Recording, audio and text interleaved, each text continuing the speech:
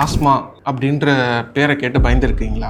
Asthma எனக்கு இருக்குது அப்படின்னு யாராவது உங்களுக்கு சொல்லியிருக்காங்களா? நீ தூங்கும் போது ரொம்ப சத்தமாக மூச்சு சத்தம் வருது, நீ அடிக்கடி இரும்பிக்கிட்டே இருக்க, உனக்கு ஆஸ்மா இருக்குன்னு செக் பண்ணு அப்படின்னு சொல்லி உங்கள்கிட்ட யாராவது சொல்லியிருக்காங்களா?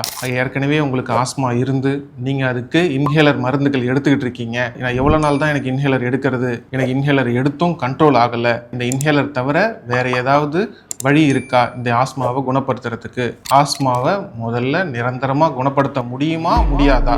இதெல்லாம் உங்களோட பயம் அப்படின்னா இதுக்கான ஃபுல் வீடியோ பீவல் ஹாஸ்பிட்டல் யூடியூப் சேனல்ல இருக்கு, தொடர்ந்து பாருங்க. நான் டாக்டர் முகமது ஆரிஃப், நுரையீரல் சிறப்பு மருத்துவர்.